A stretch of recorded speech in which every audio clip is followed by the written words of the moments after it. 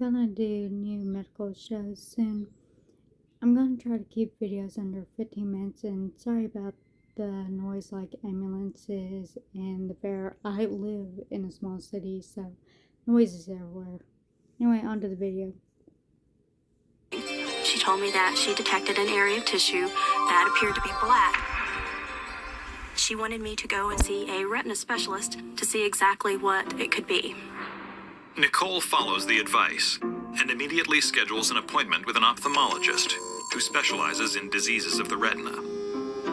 They took many pictures, and at the end, he concluded I had a condition called lattice. Lattice, a retinal condition so called because of the lattice-like pattern it creates in the periphery of the eye, arises when the blood vessels in the eye start to thin, limiting the blood supply. If untreated, lattice can lead to retinal detachment, which might require corrective surgery. But at its onset, all it requires is basic monitoring. Once I got the diagnosis of lattice, I thought, well, maybe it's not so severe after all. I've gotten with a good doctor, and I'll just let him know if something happens out of the ordinary. Otherwise, I'll go annually and have an eye exam. Then, after months of battling never-ending sinus infections, extreme allergies, and unsightly eye irritations, in the winter of 2004, Nicole adds yet another symptom to her already mounting inventory of problems. Nosebleeds. I had a nosebleed every day for a month. I was really getting frustrated. I didn't really think that the symptoms with the eye and everything were connected, but I thought something just doesn't seem right. Concerned and confused, Nicole returns to her doctor. I was told that my nosebleeds were probably the result of running my heater so much, and I was drying out the vessels in my nose, creating nosebleeds. He suggested that I purchase a humidifier and see if that might help eliminate some of the nosebleeds. Although she feels a slight relief from the humidifier, her chronic symptoms persist, and new ones continue to crop up. I started to feel like my teeth were hurting. I felt like I was having braces and getting them tightened every single day. The pain I felt in my face was becoming really intense. I thought, this just can't be normal. After a few days of growing discomfort, Nicole decides to pay a visit to her family dentist. He thought it was connected to my sinuses, that the teeth are very closely positioned with your sinuses, and that when you have a great deal of inflammation and pain, that it can actually filter into your teeth.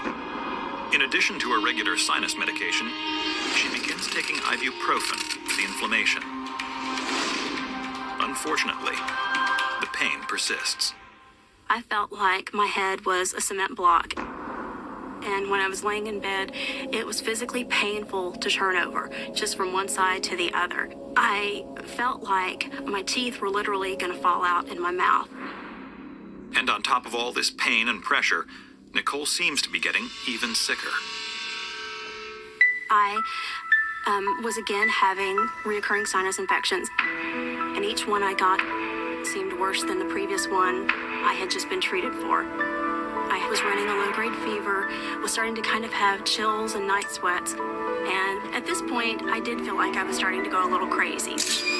Nicole and I, our offices are right next door to each other, so it's very easy to jump over there and help her out. And what she needed was somebody to just kind of help calm her down and let her know that she'd be okay. I proceeded to try and go on about my life as normal as I could. Despite her efforts and positive attitude, inevitably, Nicole starts missing work. It was tough. I mean, she was coming in late because, you feel worse in the morning, and you could walk by her desk and just see that she just looked miserable. It did seem like I was ill more often than normal, and that my symptoms and my health were declining. I really was starting to feel depressed and discouraged and kind of starting to lose hope. Nicole muddles through, but then, in January, almost 10 months after her first sinus infection appeared, she experiences her strangest symptom yet. I woke up to find that my right knee had swelled up to about 4 times its usual size, and I didn't even think I could stand up on my own. So I reached for the phone beside my bed, and I called my mom, and I told her, "You're going to have to come over here because I don't even think I can walk."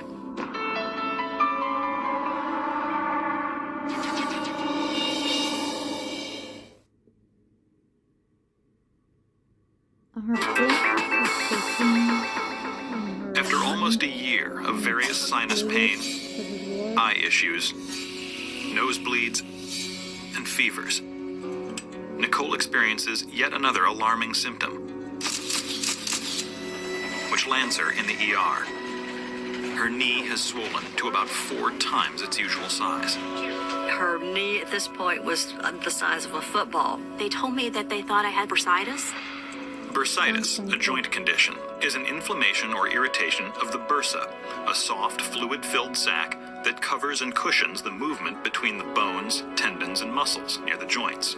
And just told her to take anti-inflammatories and it should be fine.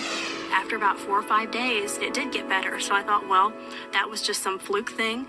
I don't know what on earth caused it, but I certainly hope it doesn't happen again. And then in April, a totally new symptom gives Nicole cause for even more alarm. I really was starting to sound wheezy and maybe not catching my breath as fully as I did before. She would just say she was just breathing very shallowly. Felt like she couldn't get her breath, and it hurt when she breathed. It continues to happen for several days, and the more she coughs, the more pain she feels in her chest. I felt like my nose burned with every breath that I took. Nicole decides it is time to see an ear, nose, and throat specialist. When I went, he listened to me breathe and thought, well, maybe you developed asthma, and suggested that I try an inhaler. I took the asthma medications that were prescribed, and it did seem to offer a little bit of relief, but it never really seemed to knock everything out like I thought it would. The endless barrage of chronic conditions continues to affect Nicole's job, as well as her social life. The month of March is my birthday. I was really looking forward to going out with my friends. We went out, but I really didn't feel well. I really tried to not let it show so much. I didn't want to bring everyone else down. I remember getting up a couple of times to go to the bathroom. I had so much pressure in my sinuses. I felt like I couldn't breathe. I felt like I was being suffocated. You would expect a young lady at this time to be in the prime of her life and be full of energy, have a full social life, and so it's very disturbing. All of these problems combined was really starting to take a toll on my day-to-day life. It was affecting my ability to get to work and do my job as best as I could because I was in chronic pain. I was leaving for a doctor's appointment. And that seemed like it was something I penciled into my calendar every other week. You know, I would just always tell her, just go home. It's okay to take some time off and I'll cover for you. But for her, it was important to stay at work even though she was feeling bad. So things are getting worse and worse and worse, and nobody seems to know what's happening. Nobody seems to be doing anything for her. No matter what Nicole tries, nothing seems to bring relief. She begins to feel like she's turning into a physical and emotional basket case. I was really starting to feel like I was never going to feel normal again, that this was going to be as good as my life was going forward. A very frustrated Nicole does her best to endure the pain, exhaustion, discomfort, and general despair. Until one day, the most frightening symptom really jolts her. One morning I woke and I felt bad, just like I always felt. And I went ahead and I got up. I remember feeling like my chest was just burning, like not like asthma, but something much more intense and something deeper. And I remember literally being on my knees in front of my bathroom sink and just coughing up blood. Terrified, Nicole immediately calls her mother to tell her what happened. At that point, I said, you just must go to the emergency room. I was called in to the emergency room. They said that because of the blood, they wanted to go ahead and do a CT scan of my lungs and get some x-rays, just so they could get a good picture of what was actually going on inside. I went back to my room after having the CT scan and the chest x-rays. A physician came in and she told me, we have found a mass in your right lung. And I thought, my life is over. I can't believe that this is happening to me.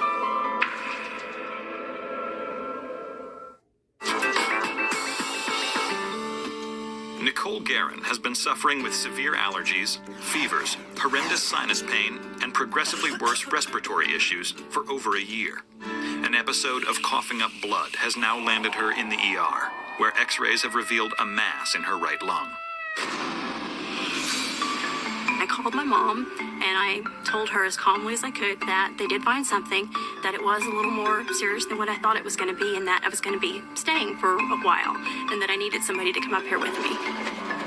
My absolute worst fear was that she would have some disease and that we might lose her.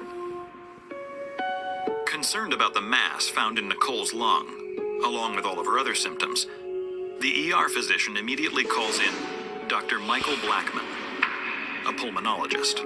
She was in mild distress from a respiratory standpoint and was obviously concerned about this abnormality on her chest x-ray.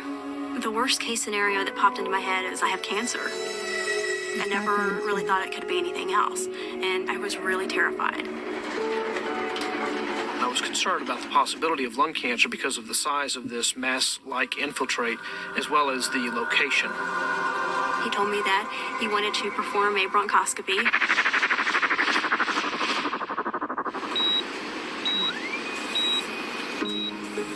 A bronchoscopy is a diagnostic procedure that allows doctors to look at a patient's airway using a thin, flexible camera called a bronchoscope.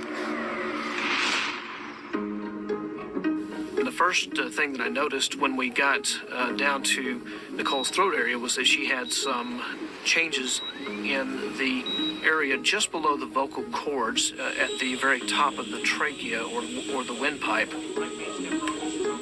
These changes were pretty subtle, but they were consistent with one of the diagnoses that I had considered when I first saw Nicole.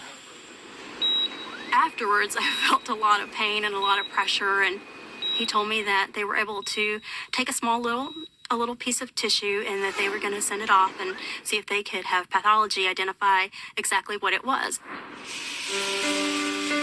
The wait is excruciating, and when the results come back, they bring no relief. The results of that particular test were inconclusive. The biopsies that you obtain by bronchoscopy are about 2 millimeters in diameter, so there's a sampling error rate that occurs. I felt like the next step was an open lung biopsy. A lung biopsy, or a pulmonary lobectomy, is a diagnostic procedure where a thoracic surgeon extracts a small amount of tissue from the lung in question. This procedure is radically more invasive than a bronchoscopy. I was extremely terrified. I thought that bronchoscopy was about to kill me, and I thought, I can't imagine what this is going to be like. When I heard she was going to have surgery, I was pretty shocked. Here's a young woman going in for surgery from what you thought was just a simple, normal bronchitis or respiratory infection, and she had some spots on her lung, and that's pretty much cause for concern. We were very, very fearful, but here again, I just wanted to be positive with her, but we were very, very distraught. We were very, very distressed. My worst fear was that I wasn't going to survive, and that maybe it wasn't going to be enough to do the trick. So I was really nervous. Despite her fears, Nicole knows she has few options. On April 20th, she is wheeled into the operating room and prepared for the lobectomy.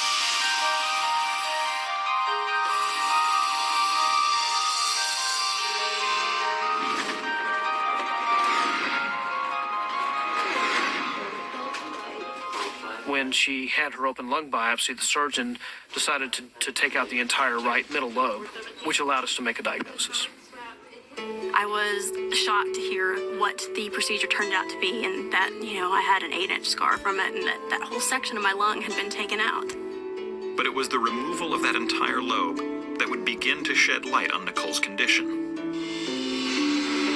After the lobectomy, I had an opportunity to review the slides with the pathologist, and within a couple of days, we made the diagnosis.